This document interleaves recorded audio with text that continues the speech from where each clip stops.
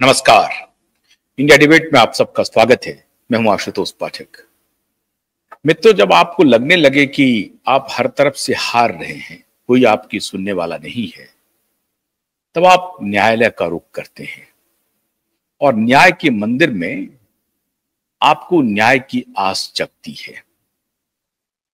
हर तरफ जब मैं आपसे बातचीत कर रहा होता हूं, तब भी आप देखेंगे कि अधिकतर लोग 90% से अधिकतर लोग 90, 98, 99% लोग कहते हैं कि हम जीतेंगे। लेकिन 1-2% तब भी लोग ऐसे होते हैं जो कहते हैं कुछ नहीं होगा, क्योंकि सब मिले हुए हैं। ठाकरे से नेता मिले हुए हैं, बाकी बीजेपी वाले मिले हुए हैं, कांग्रेस वाले मिले हुए हैं, सारे लोग मिले हुए हैं, कुछ नहीं होगा। पुलिस मिली हुई है, कुछ भी नहीं होगा। अदालत में भी कुछ नहीं होगा। लेकिन और ये बात सही भी थी। आप ध्यान कीजिए कि अक्टूबर-नवंबर 2023 में पीआईएल फाइल हुई और उस पीआईएल की सुनवाई उस वक्त के मुख्य न्यायाधीश ने, जो आजकल दिल्ली के मुख्य न्यायाधीश हैं, उपाध्याय साहब, उन्होंने 1.5 साल तक कोई सुनवाई नहीं की। पीआईएल को इस लायक भी नहीं समझा कि उसकी हियरिंग हो। और दिसंबर महीने में, दिसंबर 2024 के आसपास, जब आलोक आराधे आए तो उन्होंने 1 सप्ताह के अंदर पीआईएल की हियरिंग ले ली।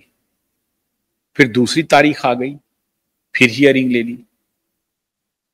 और अब वो हियरिंग चल ही रही थी कि कहीं से ये संकेत मिलने लगा कि इस केस को ना सुना जाए।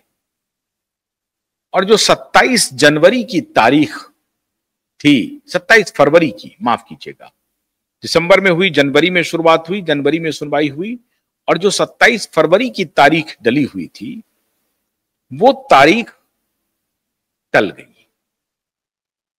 27 जनवरी की, माफ कीजिएगा, 27 जनवरी की तारीख थी, मुझे जहां तक याद है 27 जनवरी की तारीख थी जो टल गई। और फिर कोई तारीख आ ही नहीं रही है। तारीख इसलिए टल गई क्योंकि आलोक आराधे साहब का जो नागपुर बेंच था, उसमें उनकी उस दिन ड्यूटी लगी थी और वो मुंबई के अदालत में था। वो सुनवाई नहीं हो सकी और इस तरह से वो तारीख बढ़ गई। फिर कोई तारीख डली नहीं और फिर ऐसा लगने लगा कि शायद 1.5 साल और ये खींचेगा, सुनवाई ही नहीं हो पाएगी पीआईएल की। हालांकि हम लोगों के पास, हम लोगों ने रास्ता अख्तियार किया था। हम लोगों को ये बात मालूम था कि पीआईएल को ये लोग टालेंगे, इसलिए आखिरी तुरूप का पत्ता हम लोगों ने बचा कर रखा था। जब हम लोग कहते हैं तो इसका मतलब आप समझें कि supreme court, high court litigant association और क्यूबाइब नेटवर्क दोनों मिलकर के, साथ मिलकर के काम कर रहा है इस पूरे प्रकरण में। उस वक्त जब पीआईएल फाइल हो रही थी, क्योंकि पीआईएल के पहले जनता की अदालत लगी दिल्ली में, और वो भी कहां, महाराष्ट्र सदन में लगी। 3 दिन तक हमने जनता की अदालत लगाई। उससे लोगों में एक जागृति आई, लोगों तक ये संदेश गया और सुप्रीम कोर्ट से महज 500 मीटर की दूरी पर, महज 500 मीटर की दूरी पर हमने जनता की अदालत लगाई। और इस जनता की अदालत लगने के बाद दिल्ली के पावर गैलरी में यह चर्चा शुरू हुई कि यह क्या तमाशा है, यह किस प्रकार का नाटक है, क्या कर रहे हैं लोग वकील भी बन रहे हैं, जज भी बन रहे हैं। हम ये संकेत देना चाहते थे कि जनता की अदालत जो है वो सबसे बड़ी अदालत है और जनता की अदालत में यह फैसला हो रहा है, भरे कोर्ट रूम में यह फैसला हो रहा है। और आर्गुमेंट वकील दे रहे थे, दर्शक दीर्घा में आम लोग बैठे थे, और वहां से इस लड़ाई की शुरुआत हुई। जनता की अदालत से इस लड़ाई की शुरुआत हुई। पहली बार एसएसआर वॉरियर को लगा कि अरे ये क्या हो रहा है। शुरुआत में लगा कि शायद ये कोई टेलीविजन का ड्रामा है, टीआरपी की लड़ाई है, कुछ इस तरह से होगा। ये मीडिया मीडिया लड़ रही है, मैं एक मीडिया बतौर मीडिया में लड़ रहा हूं, लेकिन मीडिया का जो असल काम है वो काम कर रहा हूं। मीडिया का काम है वॉइस ऑफ वॉइसलेस बनना, तो वो काम मैं कर रहा हूं। तो पहली बार जनता की अदालत जब लगी तो थोड़ी शंका एसएसआर वॉरियर या दिशा के चाहने वालों में हुई, लेकिन जैसे जैसे ये कारवां बढ़ा फिर सबको भरोसा हुआ कि नहीं, ये लड़ाई लगता है कि अंतिम अंजाम तक पहुंचने वाली है। पहले शंका हुई, फिर सवालात हुए, फिर हास्य हुआ और फिर समर्थन आया।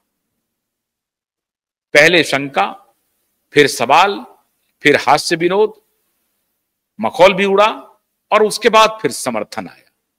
और फिर आप सबके जब समर्थन आए तो जो हौसला वकीलों का बढ़ा और फिर मेरा भी, हमारे नेटवर्क का भी बढ़ा, तब लगने लगा कि हां, इस लड़ाई को हम अंजाम तक पहुंचाएंगे। आपके बगैर यह मुश्किल था, अगर आपका समर्थन नहीं मिलता तो मुश्किल था इस लड़ाई को लड़ना।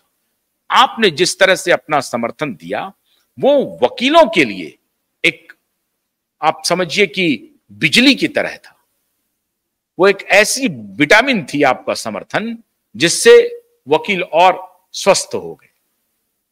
थोड़े बहुत लगते थे कि क्या होगा नहीं होगा, इतनी बड़ी हस्ती के खिलाफ लड़ाई लड़ी जा रही है, लेकिन आपका समर्थन मिला और फिर हम लोग आगे बढ़े तो पीआईएल फाइल किया तो पीआईएल के बारे में मैंने बताया कि वो 1.5 साल तक उसकी सुनवाई नहीं हुई। लोगों में फिर शंका शुरू हुई, लोगों ने फिर प्रश्न करने शुरू कर दिए, लोगों ने फिर मखौल उड़ाना शुरू किया। सबने नहीं, मुट्ठी भर, मुश्किल से 0.01% लोग सवाल पूछने लगे और हंसी मजाक भी शुरू हो गया कि कुछ नहीं होना है, कुछ नहीं होना है, बेकार हो गया। कुछ टोल भी आए, उनके द्वारा प्रायोजित टोल, वो भी ये प्रचार करने में लगे कि कुछ नहीं होगा। लेकिन 1.5 साल जब बीत गया और पीआईएल की सुनवाई नहीं हुई, दूसरे चीफ जस्टिस के आने के बाद में नहीं हुई, और उस चीफ जस्टिस जो निवर्तमान जो चीफ जस्टिस अभी आजकल दिल्ली के चीफ जस्टिस हैं, उनके खिलाफ आरोप लगाया हम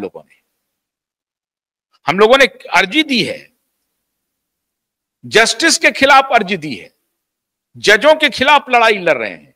ये देश का पहला ऐसा मुकदमा होगा जिसमें हम लोग जज को भी नहीं छोड़ रहे हैं, अदालत को भी नहीं छोड़ रहे हैं। अगर अदालत थोड़ा सा भी बायां दायां कर रही है, सत्य से बाहर जा रही है, तो अवहेलना कर रही है अगर कानून की, तो उनको भी नहीं छोड़ रहे हैं। और उसका नतीजा यह हुआ कि जब जस्टिस आलोक आराधे आए तो उन्होंने फौरन बिना किसी प्रयास के